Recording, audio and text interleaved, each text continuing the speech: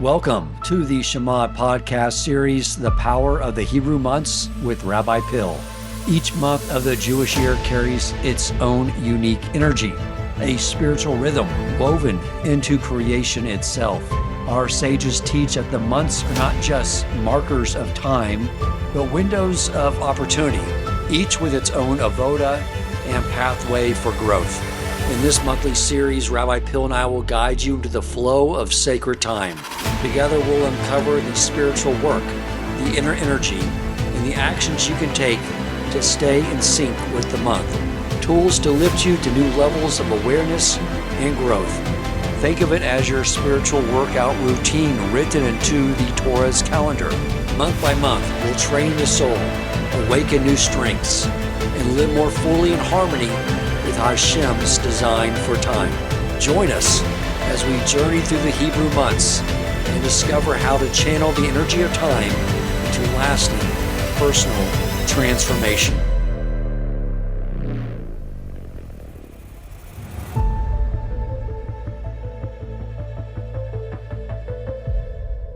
Welcome back, my friends, to another episode of the Shema podcast.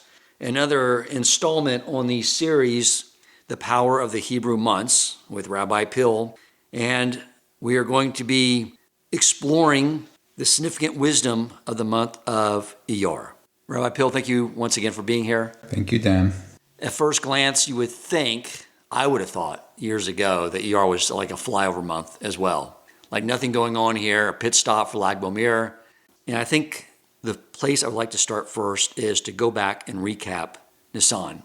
So yeah, that is the right place to start.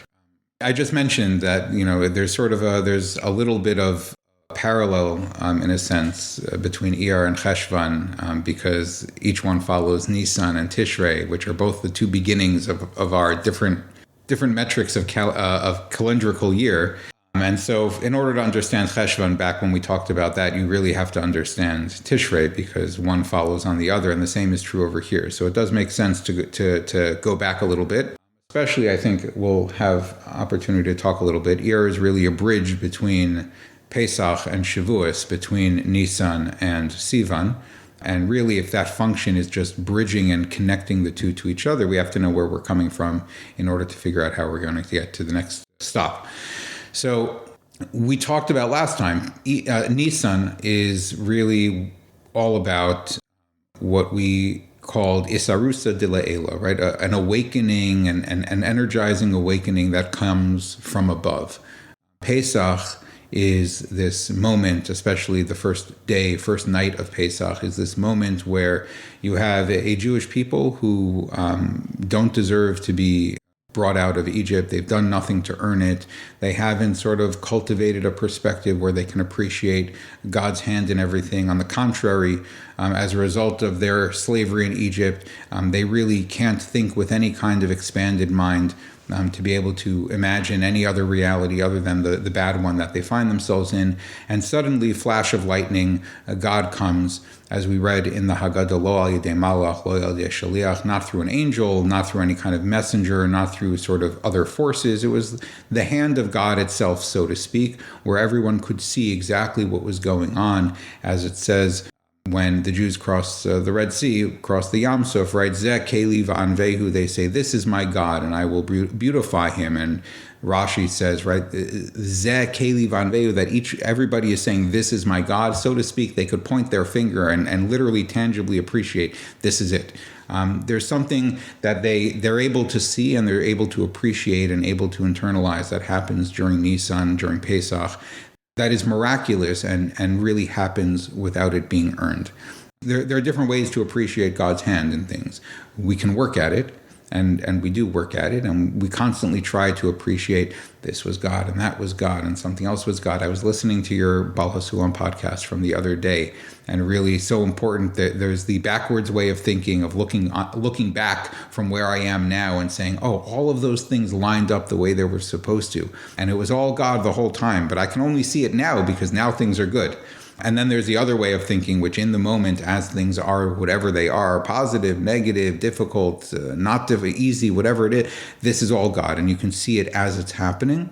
And then really, in Nisan, through Pesach, we're getting that sort of present appreciation of this is God, Zeh Keli Vanveu. I see it in front of me, but without having to do all of the training in bitachon and emuna and, reciting brachos on the food that we eat and doing mitzvos mindfully and being present to every moment and what's going on around me in a way that connects the thing that I'm experiencing with some aspect of the divine will that's animating that reality.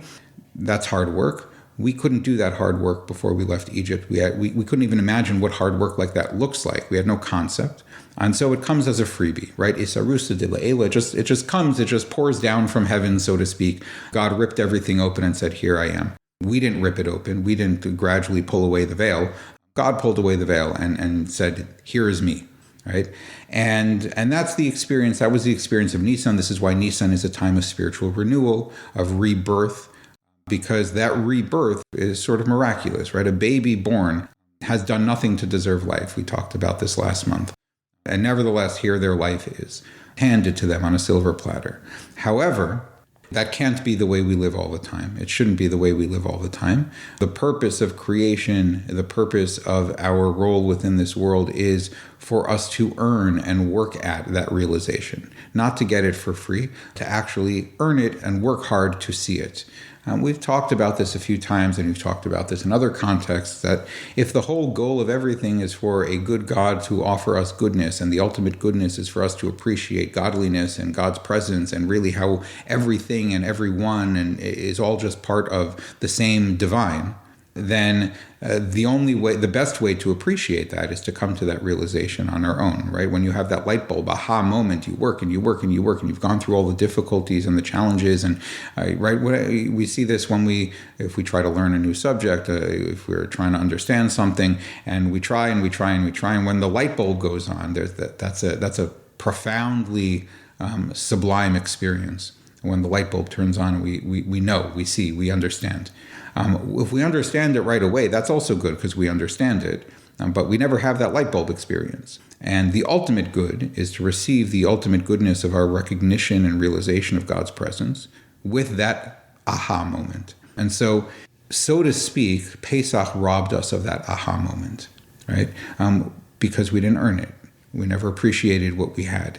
It was just the way things are. One day we're slaves, the next day we're free. How did we get from one to the other? Just poof, our reality changed. And nothing, we didn't work towards it. We didn't struggle towards it. There's no light bulb aha moment. And that's a shame in a certain sense. It had to happen that way for a variety of different reasons. Because if we didn't get out then, if we were stuck in slavery even longer, we could never have worked towards the aha moment. One thing to sort of see the goal and say, that's very far, I can't do that, right? But at least I can see it. And so if I can't do it today, maybe I'll do it tomorrow, and maybe I'll do it the next day, or maybe if you build me up a little bit, I'll be able to start doing it.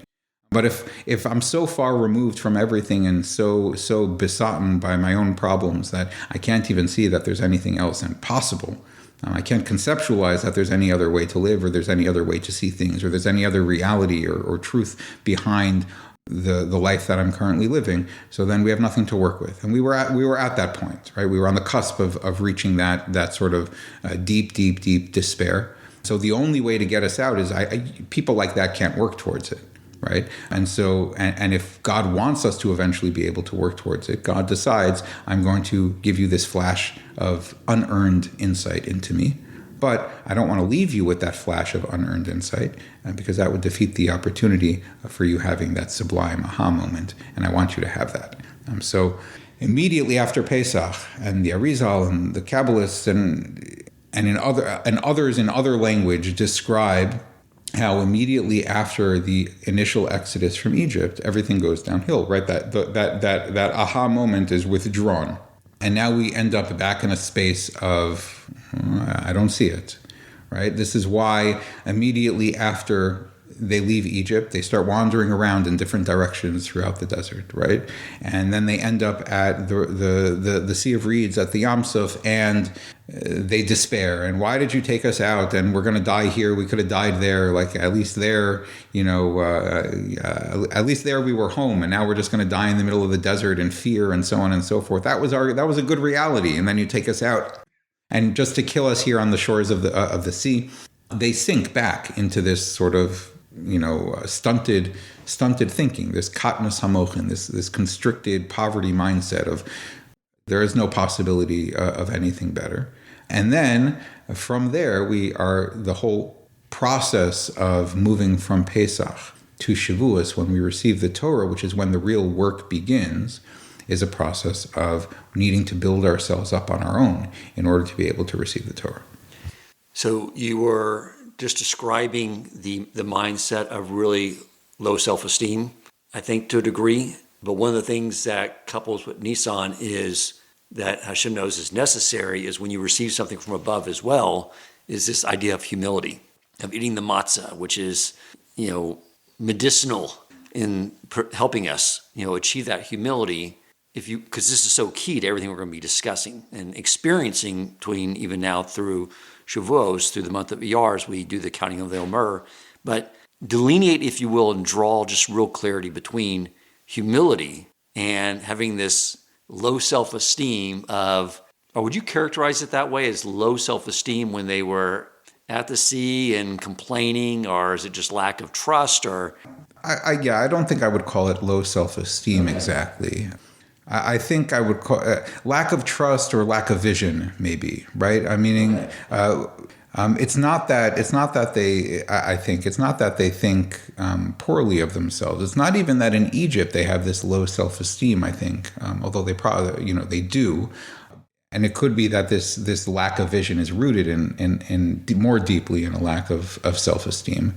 But ultimately what it comes down to is I look around me, and the way the world is around me, that's just the way it is. I'm stuck. I'm stuck in this reality. The sea is in front of me. The Egyptian army is coming up behind me, and those are the two options. You can't see any other possibilities. There's no other possibilities. Exactly so. There's no other possibilities, right? We're slaves. We've always been slaves. We've been slaves for generations. We're always going to be slaves. There is no other reality other than slavery. Which is where I think I was going with the idea of there's a root to that in low self-esteem. Yeah. Being able to see greater possibilities, growing, changing. Yeah, I agree. I think that it's more deeply rooted. If we're going to diagnose it even more deeply, I think, right, that it ultimately does go down to a sense of low self-esteem. If you have a sufficient sense of self-esteem, either you believe you can change your circumstances, or you can transcend your circumstances, even if your circumstances don't change, because I am not my circumstances, and I'm not defined by those circumstances.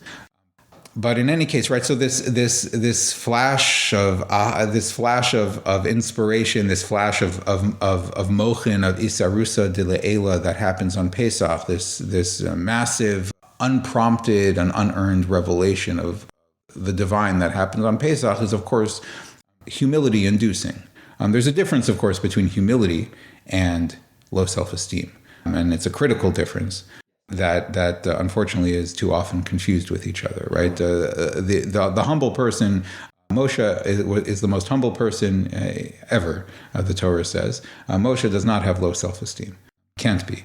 On the contrary, the rabbis talk about how a Navi, a prophet, can't receive prophecy in a state of depression and low self-esteem, etc. It's just not possible. That is not a state conducive to communing with the ultimate and communicating with the ultimate. If you're nothing, then you can't commune with everything. It's incompatible. Humility, rather, and this is what's represented by the matzah, I think, and is sort of the consequence of the unearned revelation that happens through the Exodus, is a sense of I'm not nothing, I'm actually everything, but because I'm everything, I'm not anything other than everything. And right, I am purely just I'm part of the big picture, because you see the big picture. So the humility here is there's no ego. I am the most important thing in the world, but it's not that there's an I different from you and different from the next person and different from the next person, right? Haughtiness, ego, unhealthy self-esteem is relative to others. I am more important than you are, right? I have to hold myself up here while you have to be down there, because we place ourselves on a hierarchy. But when I am just part of the everything, and I see myself as part of the everything, or to use more Kabbalistic language, when I view myself purely as a kli is a real thing, a vessel. I'm a vessel, I'm a vehicle for the revelation of God into the world. A vehicle for the revelation of God into the world exists. It's a real thing, and it's the most important thing in the world. But that's what I am. I'm a tool. I'm a tool, not in a negative sense. I'm a tool for the revelation of God. I'm a vehicle for the revelation of God, and I'm just a conduit for that. I'm a pipeline. I'm a tzinor for the light of God to be expressed into the world. How is infinite light expressed into a physical world? Through physical things. I am that physical thing that's expressing godliness into the world. That's humility. It makes me into the most important thing in the world, but I am just part of the divine plan. So there's no independent me, so to speak. That's such a key idea that we're going to be building on. When you get something free from above, it created the risk of us becoming arrogant.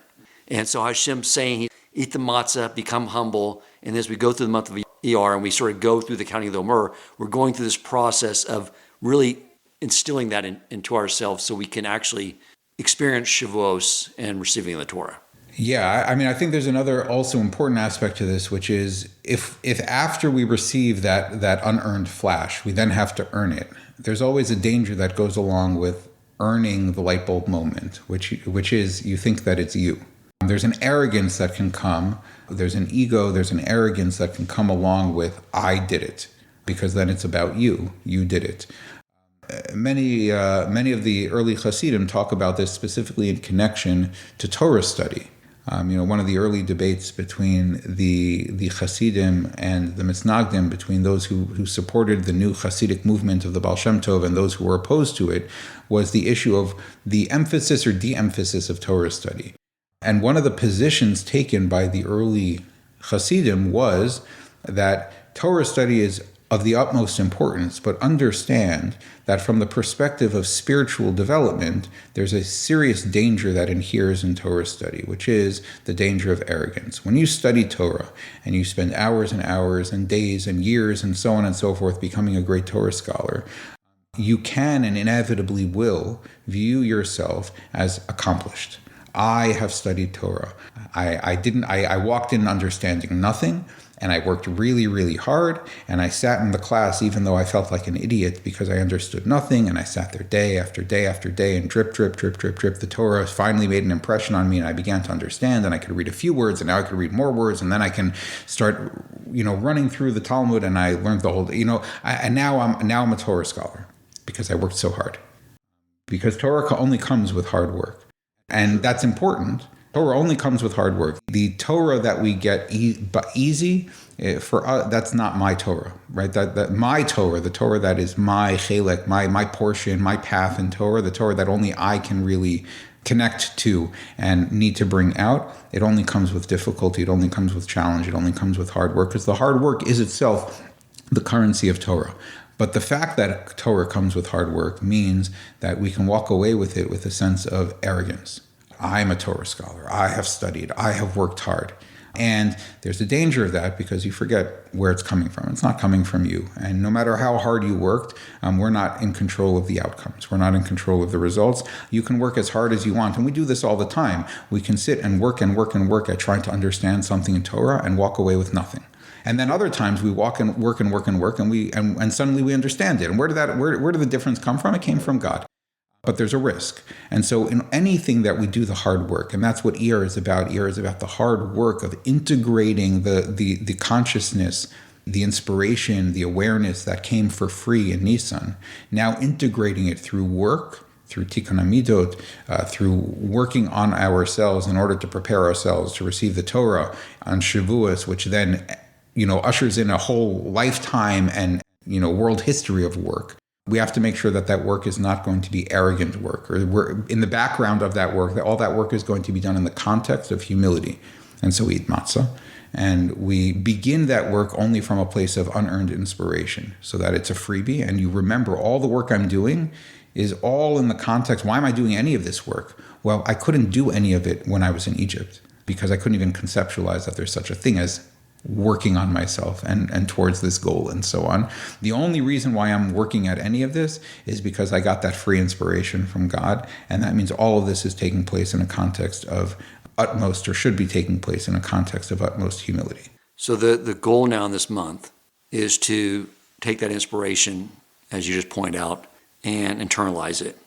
And the letter that for the month of Iyar is the Vav, which is all about connecting opposites, connecting points in time, past and present. Speak to that, because I think that will help clarify a lot on what this process and what this month is really all about and what we're supposed to get from it. Yeah. Okay. So as we've spoken many times before, right, the Sefer Yetzirah associates the energy of a month. The energy that creates the month also creates other things, right? So in order to understand the month, we can also look at the other thing that's animated by that same energy. And one of those things that's animated by the energy, the power that creates the month of Iyar, the character of the month of Iyar, is the letter Vav. And the letter Vav is associated in many ways with connecting things, bridging things, being the conduit through which things move from point A to point B. And that's so in a number of different senses. Number one, linguistically and grammatically, the letter Vav is a conjunctive and, right? When you put a Vav in front of a word, it means and. This and that. It connects things to each other, right? Before there was me here and you there, but when I put a Vav in between, now there's me and you, right? Now there's a relationship. The two relate to each other in some way, in some way, shape, or form, whereas previously they were totally disconnected from each other. The letter Vav also, which is drawn as a straight line, pictorially, the Arizal describes this, how letters, we can understand letters in various ways. We can understand them in terms of their linguistic function. We can understand also the function or the meaning of a letter, the significance of a letter, the energy that a letter carries in terms of its pictorial form. The way a letter is written, the form that it takes is also significant, teaches us something. Nothing doesn't teach us it's something, right? Everything is teaching us something. So the way the letter is formed also tells us something about the letter. And a letter Vav is just a straight line, vertical straight line. It's a pipe, right? It looks like a pipe, a vertical pipe connecting above and below, from the bottom to the top of a line. That's a Vav. And so that too is the Vav functioning in sort of this bridging function, or this connective function, this pipeline sort of function. The letter Vav is also associated with the Sphira of Tiferes. Tiferes, in the scheme of Spheros, is sort of the middle Sphira of all of the 7 lower spheres, or the 6 lower spheres, depending on how you count them. It doesn't really matter for our purposes, but it's the middle Sphira through which all of the other spheres sort of run and are connected to in order to then produce something out of them. So it's the conduit through which consciousness, the flash of inspiration, Nisan, flows in order to then arrive at Malchus, the lowest sphera, which is the translation of my thoughts into a tangible, externalized reality. How does that happen? That happens through my thoughts being filtered through my emotions and my will and my actions and my preparation, and finally, ultimately, expressing itself into a reality outside of myself through those 6 spheres. So again, the Vav, which is connected to the 6 spheres, it is connected to those 6 spheres also in terms of the 4 letters of the name of God, Yod and Hey and Vav and Hey. It's connected to those middle 6 spheres. It is there too functioning sort of as a conduit, as a bridge between the mind and the externalization of action. Is there an idea too that to internalize that mankind is a Vav? What we are really is a pipeline, and from a deeply spiritual being to a physical being, and we're sort of working through this process of bringing Yisrael into Yokov through the same process. Yes. I mean, we're, like you just said, we're taking these ideas of Torah and we're working through the month of Iyar to refine our midos in order to bring those ideas out into the world, to reflect those ideas through our unique prism and perspective. Right. The Arizal writes about sort of, it conceptualizes sort of the hierarchy of different creations within reality, that the human being ultimately is the bridge is the bridge between the divine and the physical world, the created world, created beings. We're a little bit of both. On the one hand, we have this godly soul, which is otherworldly and intangible and non-physical and not even really created in a certain sense, because it partakes of the eternal reality of God rather than a created reality that has a beginning and has an end. On the other hand, that soul is enmeshed within and enclosed within a physical body, and somehow, uniquely among everything else that exists, at least from our perspective, the human being is supposed to at least be able to combine those two together seamlessly and figure out how the divine soul can express itself within a physical body without tension.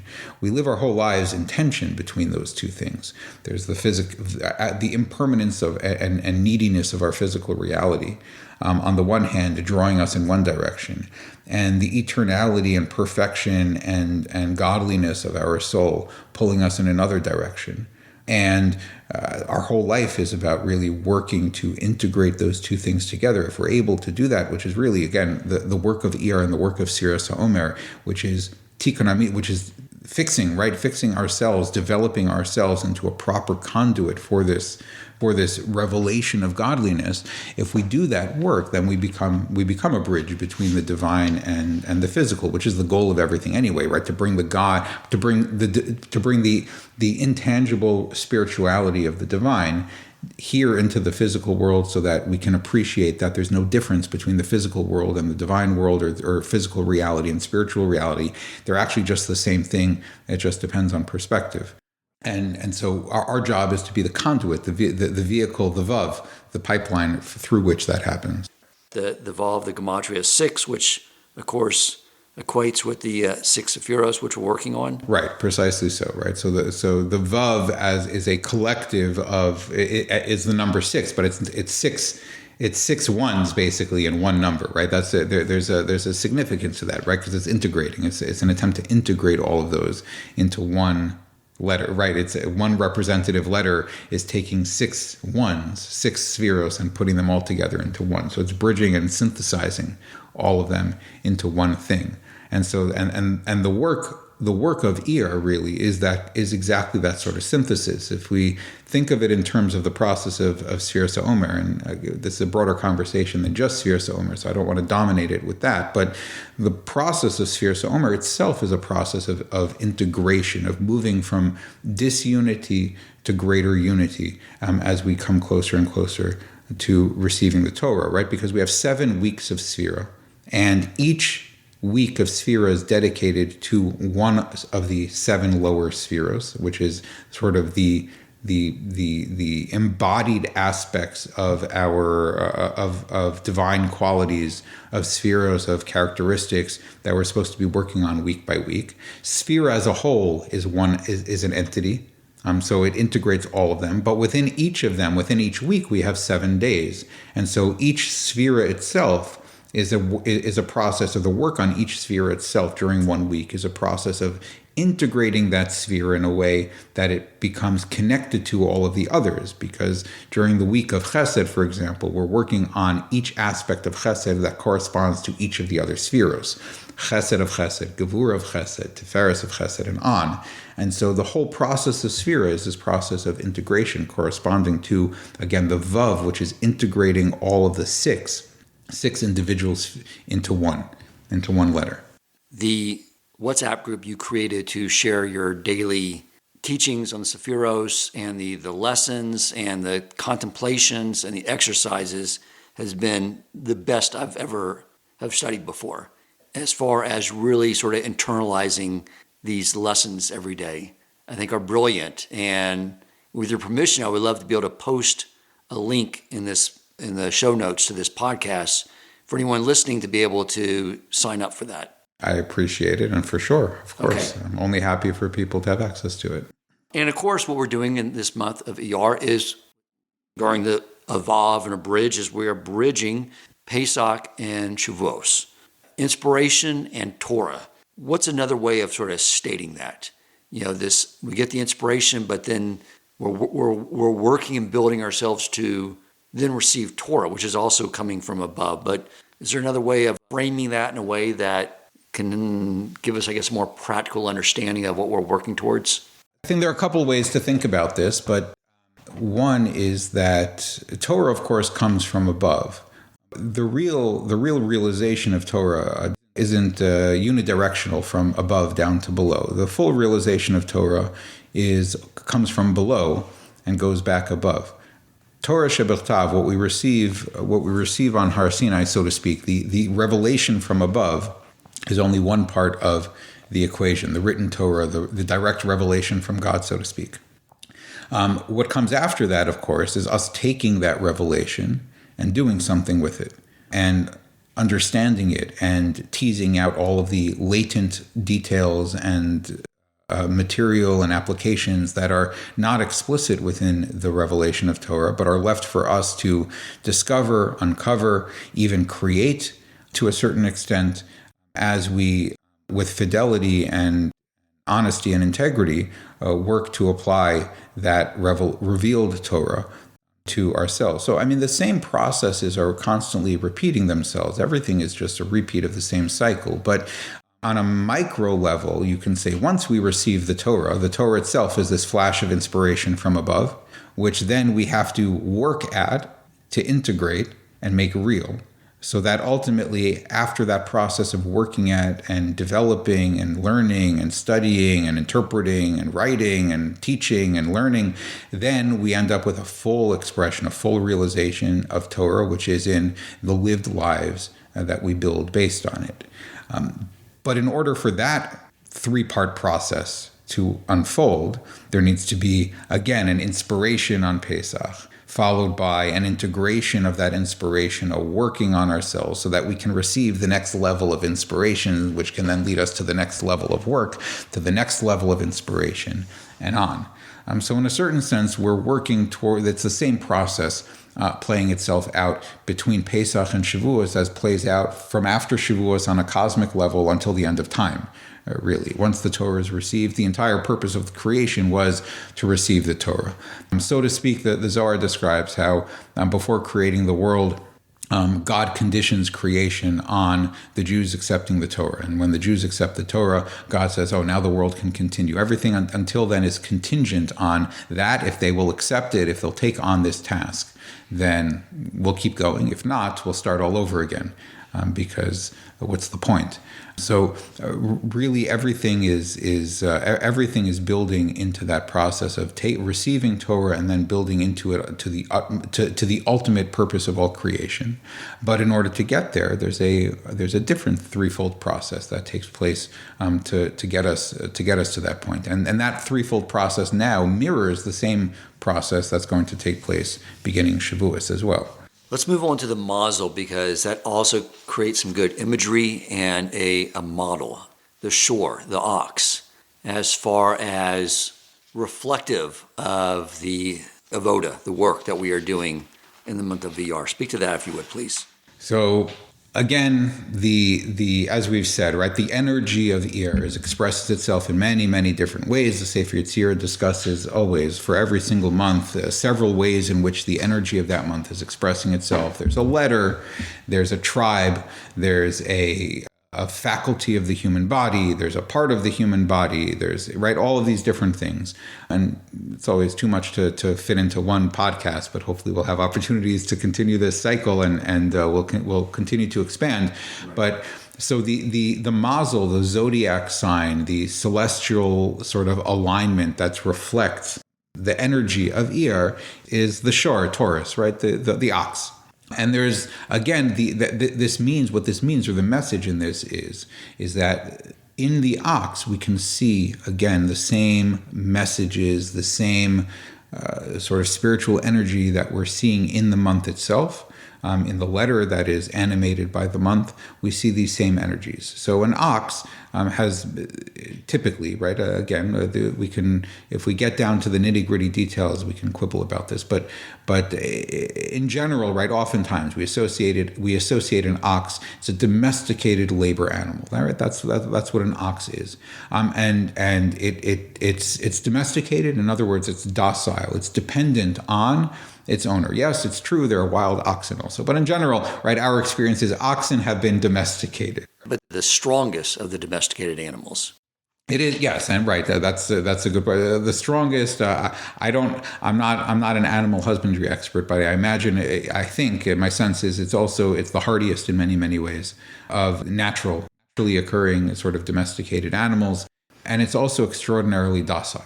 This is again a reflection, in a certain sense, of hard work taking place within the context of humility, of dependence, of bitachon, of an understanding that the ox plows the whole field. It doesn't puff up its chest and say, look at me, I puffed up my own field, and the farmer couldn't have done this for beans, and I'm letting it lead me around. It doesn't have a problem with this. It plows the whole field and it says, and I work for the farmer, no problem. Yeah, you're not going to get a lion to submissively plow your field for you. Right, you're not going to, or a horse even. Right. I mean, in a certain sense, right? Horses also sort of have a mind of their own in a way that the domesticated ox doesn't, quite.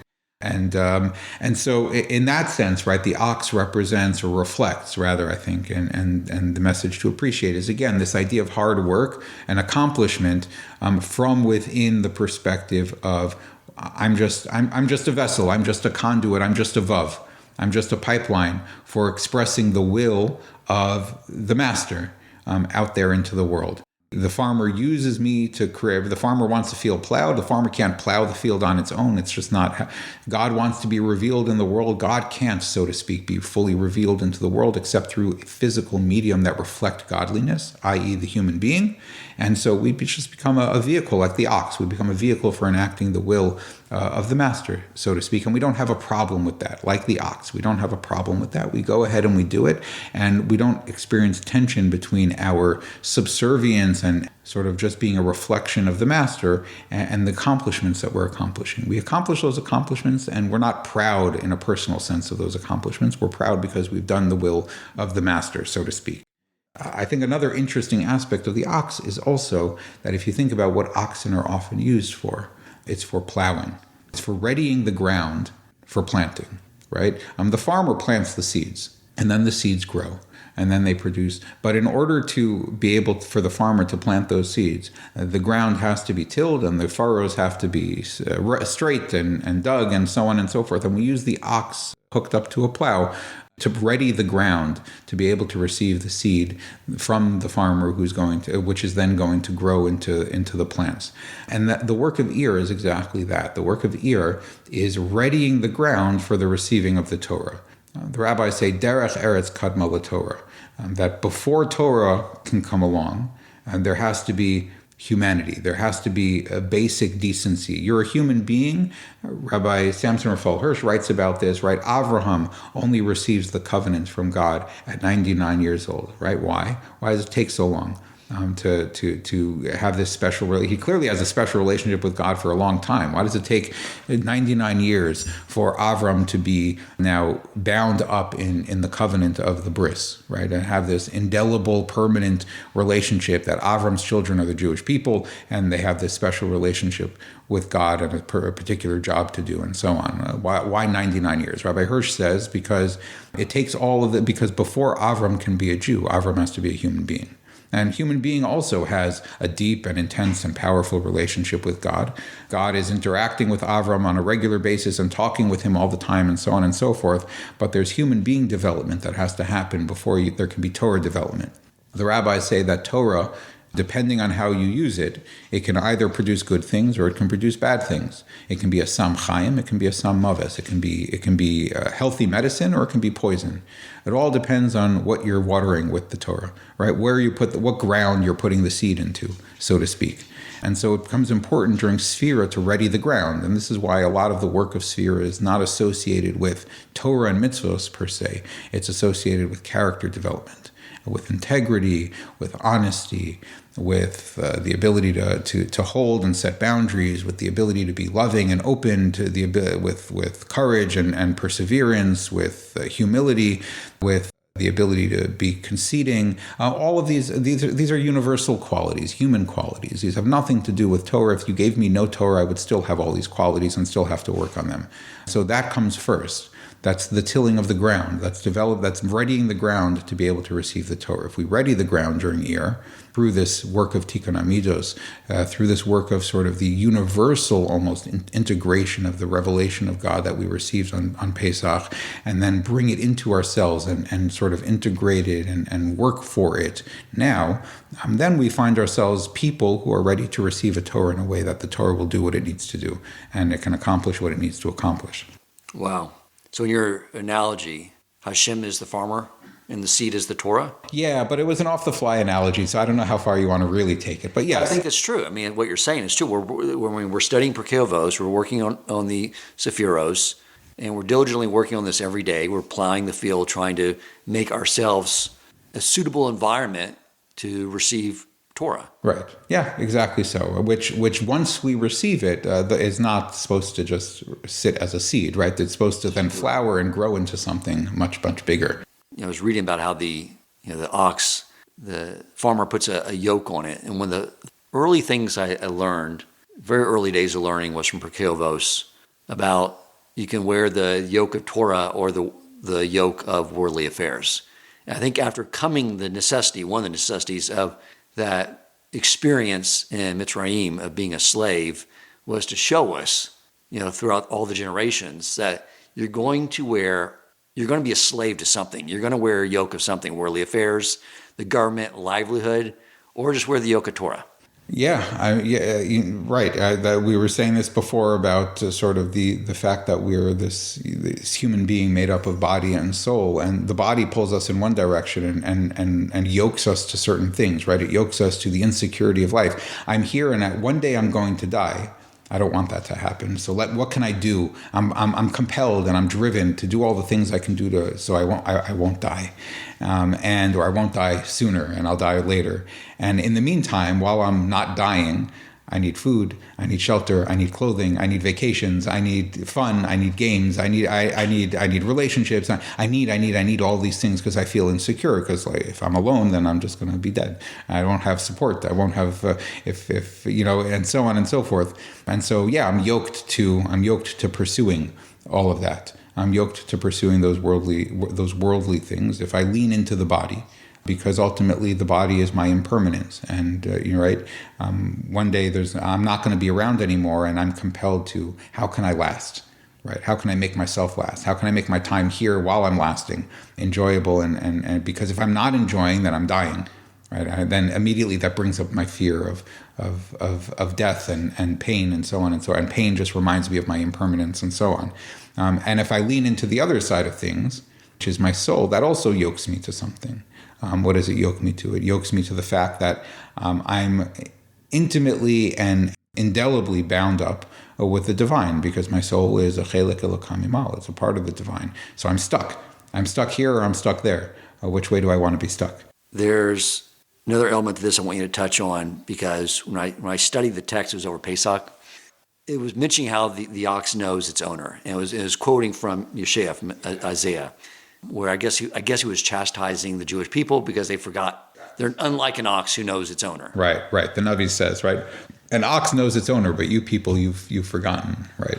Exactly. So that's another element of the visualization, I think, of the mazel, of the shore, of the ox, is that we're putting on the yoke of Torah, we're plowing ground, working on our internal midos, working on the sephiros, and that we're doing this because we're plowing this for our owner. Right, which goes back to the idea of again, the humility created through Pesach and through that experience of the unearned exodus helped, right? That I'm not doing this for me, because really there is no me to do this, and I wouldn't be doing this if it was dependent on me. It's only in the context of having that owner, having that master.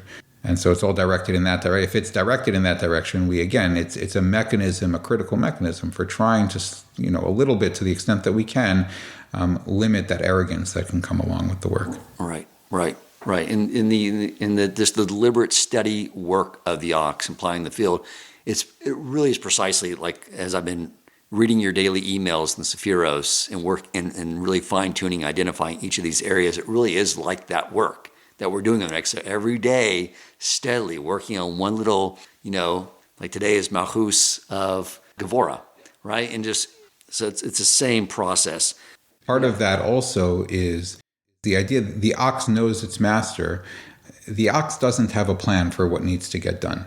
What needs to get done is what the master wants to get done, right? So just mentioning that, right? That if today, the 14th day of Sfira is the work of Malchus Shebegavura, and you can subscribe to the WhatsApp group to see what all these things are and get more insight into them. But we'll do that work today. And tomorrow we're going to do different work, and we didn't do all the work today, right? If it's about me and it's my accomplishment, and we can sit on Malchus of Gevura for a long time and keep doing it. But part of the point is that day to day we're flitting. We're from a little bit of this, a little bit of this, a little bit of this, and then we got to move on. Why are we moving? We don't have to. It's not about us. It's not about me perfecting myself. It's about me doing what the master wants me to do. The master wants me to plow this little bit of field and then move on to that. And I look in front of me, I'm like, there's so much more to plow. I was like, yeah, but I don't need that plowed. I want this done and this done and this done. Do it my way. And that's, again, the sort of wearing the yoke and sort of saying like, yeah, I'm going to do it your way. And it doesn't become about me, and it doesn't become about the outcomes. It becomes about how good of a vav I'm being, how good of a pipeline, of a conduit that I'm being. Right. Beautiful. Amazing. A couple other ideas that I would like you to discuss, because they play a key part here. And there were events in our history that occurred in the month of Iyar, and one was the man falling, and the other was receiving our water from the Miriam's well, which I think there's some ideas there that we can probably take with us in this month to give us a better feel of our avoda. Like the one thing that comes to mind is those took away the illusion that we're independent. Like it removed everything and showed us that you're dependent on Hashem. And from the moment we went into the land of Israel, he said, now farm the land. We're like, we don't want to do that because we're going to forget that all comes from you. It's easy to get caught up in the system. What can you share with us there that can also bring some more clarity to these ideas and what our work is this month? So it's interesting because as you were speaking, what just popped up to me was that's another iteration of this three-step pattern of before we enter the land of Israel, right? When work the land, grow the food, build a society, right? There's first these 40 years of the desert, which are entirely dependent on the man and the well of Miriam. The water's there for us. We don't have to pull it out of the ground or desalinate it from the ocean. And the food is right there for us. We don't grow it. We don't raise it. We don't kill it. It's at our doorstep. Dependence, right? Emunah cultivated through that experience. Similar, right? It's a freebie, right? A so to speak, unearned freebie to create and generate emunah, so that when you then go do the work in the land of Israel, that work is done with an eye towards emunah. If that work is done with an eye towards emunah, you don't, as the Torah describes, you don't become arrogant within the land. You understand where your food is coming from, even while you're the one working for the food. And then what is accomplished through that? Now you usher in a new reality. Ultimately, what that would be is, Mashiach and the Messianic era of a space within which there is no difference between you're giving me the food and I'm working for the food. It's all the same thing, right? I'm living in the land of Israel, growing my food. And as I'm living in the land of Israel, working the land, growing my food, running a country, I know that everything is all just you anyway.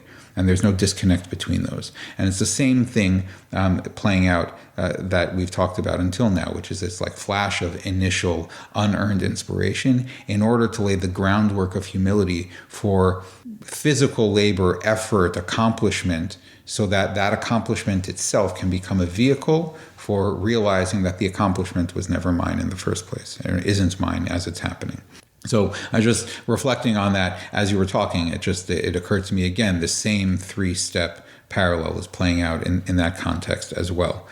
But yes, in a broader sense, right? So the Jews leave Egypt on the 15th of Nisan, and they take enough provisions to last 30 days. And then it runs out on the 15th of Iyar, and now there's nothing left. And they complain because the process of cultivating emunah is sort of an endless process, and they haven't really fully integrated the flash of unearned inspiration and revelation that happened on Pesach. So as soon as the food runs out, things are good, you coast, right? Because I haven't really integrated the realization of It's all God. God has me. No problem. We're all good. I haven't fully integrated that. So what do I do when the food runs out and things get tough? I complain. You took us out of Egypt so that we die in the desert. We're going to have no food. We're going to have no water. We'll have our graves right here in the desert. We could have had, aren't the Jews there? Aren't there enough graves in Egypt, right? That we could have died and been buried there. We have to go out here for graves. And so the response to that is the next day, there's man on the ground, right? There's man and there's water coming from this rock, from the well of Miriam, which is offered to them automatically. And again, right, it's a reinforcement of, oh, you don't trust me, right? No, you're going to trust me. Not only are you going to trust me, but I'm going to take away from you the opportunity to not trust me because you're babies still, right? You haven't done the work yet. Because you haven't done the work yet, you still have to. We need to sort of reinforce for you that this is all just me. And so the man and the well of Miriam, in a certain sense, are helping to communicate that. The man does something else that's interesting that I think relates and relates to a lot of what we're talking about in connection to Iyar, which is right that the man is a profoundly spiritual food. It's food, it's sustenance, it's food. But the character, even the physical character of the food, is sort of ethereal and otherworldly. It doesn't really have form. It doesn't really have shape. It doesn't have color. It doesn't even have defined taste. It's amorphous. It's entirely a blank slate, so to speak. It becomes whatever you want it to be. And the Medrash describes, the rabbis describe, how it's also spiritual food in the sense that it's not exactly physical. When we eat physical food, we eat food, and our bodies process the food that we eat and pull out the nutrients and calories and vitamins and all the things that our body needs from that food and can pull out of that food. And then whatever's left that our body can't do anything with or can't pull things out of becomes waste, and we expel the waste. And the Arizal and Rabbi Nachman and others talk about how this process of eating food, drawing out its nutritional energizing qualities, and then having waste left over from that food is really the process of what's called bir nitzotzos, or sort of the clarification or the drawing out of spirituality from within physicality. The thing that makes food energizing is not any inherent physical quality of the food itself. Indeed, the thing that gives us the energy and gives us life out of our food is not a physical thing exactly. It is ultimately a spiritual energy. It's the divine. It's the Ratzon Hashem within the food. It's the divine will present within the food that our bodies miraculously are able to pull out of that food and bring it into our cells and bring it into our body so that our physical body can run off of spiritual gas. It's a very fascinating thing. And so the process of eating food is a process of drawing the spiritual out of the physical in order to fuel ourselves. In a spiritual sense, primarily, right? The life force within ourselves is driven by the spiritual life, the spiritual energy within the food that we eat, among other things that we need. But what's left over after our bodies process the food is the stuff that we're not able to process. Different people are able to process different foods, right? There are people who are able to, right? If you're lactose intolerant, so your body can't pull out the nutritional qualities of the physical substance called dairy, lactose, right? My body can, other people's bodies can, but people who are lactose intolerant, they can't. Their body is not able to be mevarer that spirituality, to draw out that spirituality from that, separate the two, right? And those with other sort of intestinal, digestive problems and so on, what it really boils down to is there's things there, our bodies are unable to process that spirituality out of that physicality. Now, by and large, most of us, thank God, we're healthy and we can do that thing, right? But of course, for all of us, there is a point at which our body says, I got everything I can out of this food, and now we're getting rid of the rest because I can't get anything out of it anymore. It's not, there's nothing to draw out of it. However, that is just a reflection of the fact that our body, to the extent that it's developed and spiritually attuned, views that waste product as pure physicality. It's pure physicality. There's no spirituality left in there. There's no energy left in there for me to draw out, so we get rid of it. But when we become more refined, and the Arizal and others talk about this, and I don't really know exactly what to make of it because I don't. But when a person is sufficiently spiritually refined, and they refine and integrate their spiritual soul and their physical body in such a way, you get to a point somehow, in some way, shape, or form, again, whether really or in some metaphorical sense, where there is no waste. There is no waste. You can fully process everything in your food because every physical thing contains spiritual energy. And even the physical thing itself is spiritual energy, because at the end of the day, there's no difference between the physical and the spiritual except as a matter of true perspective. And those who have the perspective of physical and spiritual are all just the same, and God is everything and everything is God, and there's no difference between the two. So then there's no difference between the physicality and the spirituality in the food, and it doesn't matter what you're eating or how you're eating or how much you're eating. It all becomes spiritual. Mun, the rabbis say, produce no waste, right? Mun is precisely this kind of spiritual, pure spiritual, physical energy all at once wrapped into each other. It's a revelation, right? It's a revelation of this endpoint of, I understand or I appreciate that the physical food stuff is pure spirituality, and therefore there's no waste produced as a result. There's no concealment to reveal. It's all... Everything is revelation, right? Exactly. Everything, even concealment is revelation. Even concealment is revelation. So, Rabbi Nachman in the book Anatomy of the Soul, this whole idea of digestive system, our bodies need proteins and carbohydrates and vitamins and minerals, but the building block of all that is the same thing, which is Hashem's energy. So, Rabbi, just to sort of wrap things up, this is very insightful, but just sort of really leave everyone with an impression of the avoda of Iyar. Of everything we said, how would you sort of summarize it and leave us with sort of a marching instructions as we move into the month? So I'm terrible at summaries because I'm very long-winded, but I would say if we're going to boil it down to something very, very concrete, it's number one, that this is a month of working to take whatever spiritual inspiration we found in Pesach and make it real within ourselves. Not to leave it up in our heads, not even to leave it sort of as abstract or sort of this, amorphous, fluffy inspiration. Pesach was nice, but then what? But to take that and try to integrate it into ourselves, into how we're actually living in practice. Not necessarily in a Torah and mitzvos kind of way, right? This is not the time, I think, maybe I'm not supposed to say such things, but the truth is that the Arizal and Rav Chaim Vital write this explicitly, that we focus sometimes much too much on Torah and mitzvos in a technical sense without realizing that all of Torah and mitzvos is built on midos. All of Torah and mitzvos is built on character. Sphere is a time for character, to build character, to build integrity, to build honesty, to build generosity, to build a sense of self and responsibility, all of the things associated with the midos and the spheros that we work on throughout Spheros HaOmer during Iyar. And to do all of that constantly with a background sort of noise of humility, humility, humility, humility, humility. I'm an ox.